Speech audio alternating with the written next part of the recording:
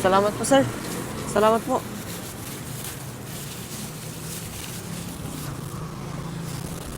Hmm, sir, sir. Ay, okay lang. Kailangan na rin umuwi, galing pa ang trabaho. Tsaka may pupuntahan pa ako doon, sa kabila. Ah, medyo delikado na dun sa bandang dun, sir.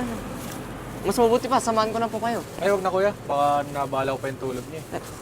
Diyan na lang po, sir. Tsaka, okay lang po. Pasasalamat ko na rin po dahil sa pagkain.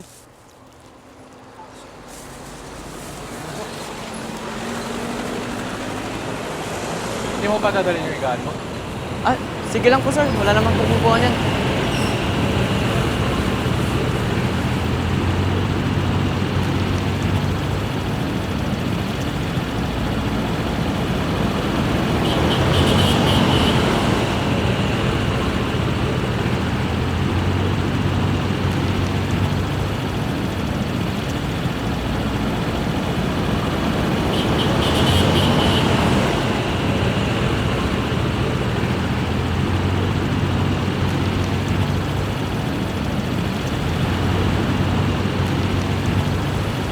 Sir, maraming salamat talaga dito sa mga tinapay.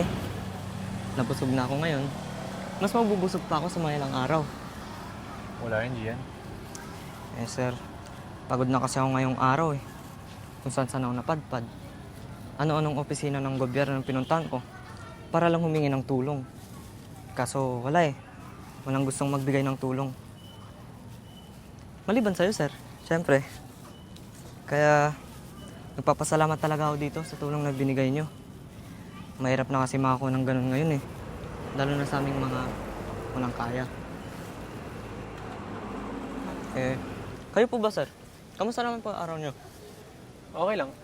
Masaya ako na nakatulong pa rin ako sa kapwa ko kahit maraming gawain. Okay lang na kahit marami akong trabaho sa araw, ang importante, ang gawain ko, may nadudulot na kabutihan. Eh, mabuti yun, sir. Kailangan pa ng mga katulad mo sa ating bansa. Eh, nakakayanan nyo naman pong gawin yung gusto nyo gawin, di po ba? Hindi. Simpleng tao lang ako. May kaya, pero hindi ko makakanta mga mas hindi ko kaya sa buhay. Isa lang talaga gusto ko.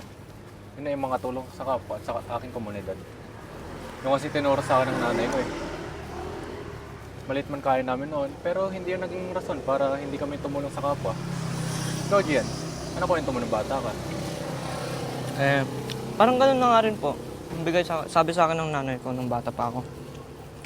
Kaso, simula nung lumipas siya, wala na akong masyadong maalala eh. Eh, paano nga naman? Nagpumilit siyang buhayin kami kahit nakatala na yung sarili niyang buhay. Pero, hindi yung titigil sa akin na magpursigi at makamit yung buhay na pinangarap niya sa akin. Kasi, alam kong, yun ang gusto niya para sa akin.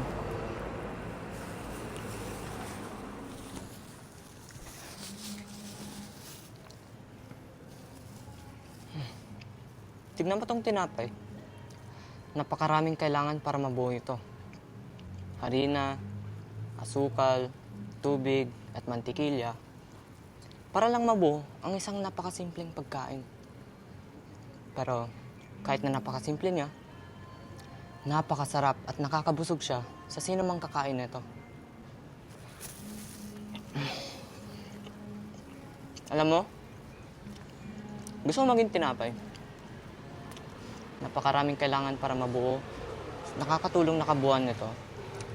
Kahit napakasimple lang nun, dagdagan lang ng konting asal, responsibilidad sa lipunan, pangangapat tao, at walang kondisyong panggalang sa iba, ay makakabuo ka ng isang simpleng tao na walang hanggan ang pagtulong sa iba.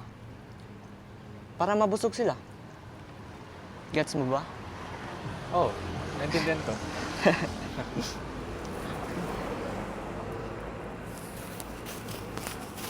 Oo nga pala, malapit na po ba tayo?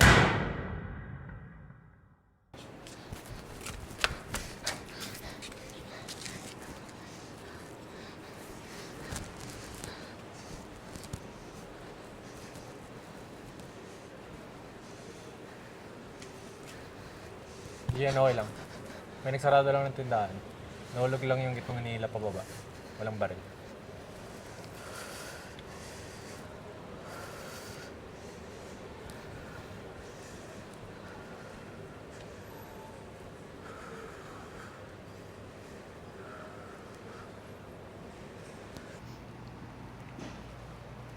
Delikado na rin kasi ngayon, sir. Malabo na yung pwedeng marating ng buhay ngayon sa ating bansa. Pero di pa ba dapat ganun?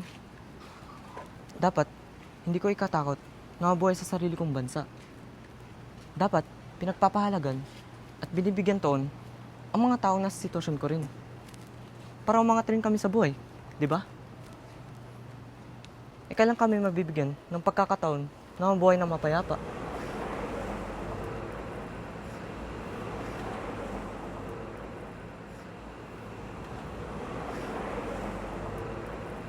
Candy, Hindi na po. sige na.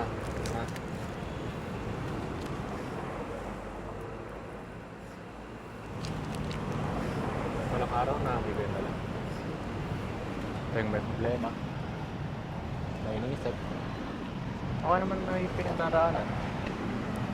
Pinutulong kasi ako nito para mga raros.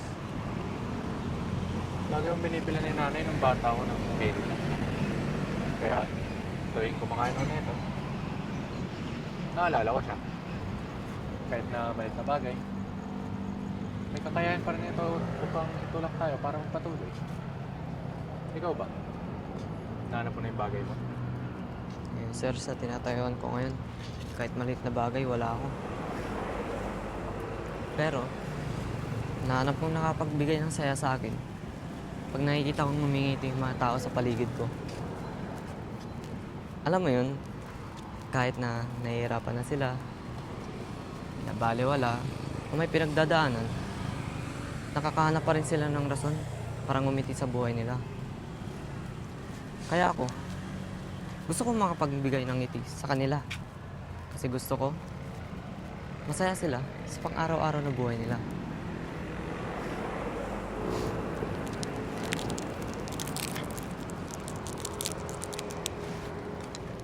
Parang yung candy lang ni nanay.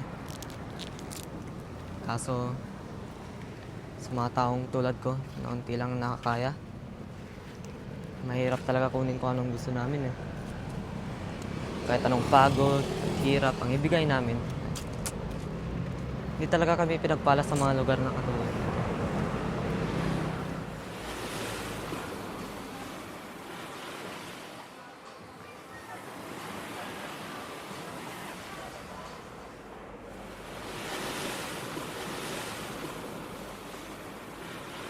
Pasensya na, Gian.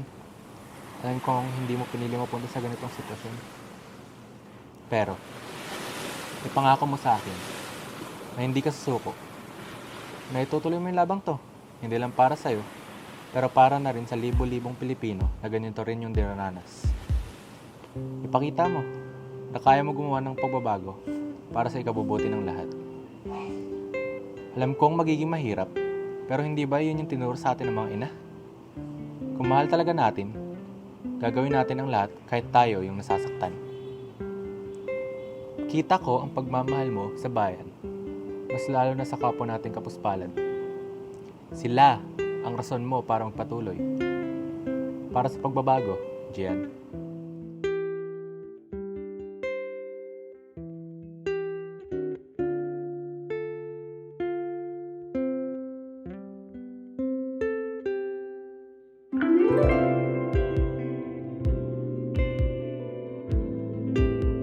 Dumaan na naman ang bagong umaga. Ang pag-asa ay isang munting lihim na nagbibigay buhay sa puso ko at nagbibigay ng kahulugan sa bawat aspeto na gusto kong matungtungan. Sa paglipas ng araw, ang pag-asa hindi nawawala at ang bawat pagpursigi natin sa sulok ng landas ay may halong umaasa na makamtan ang tagumpay. Bawat araw ay isang biyaya upang makita ang ating sarili, upang magbago at umunlad. Ating haharapin at kakayanin ang anuman at kung saan dalhin ng bukas.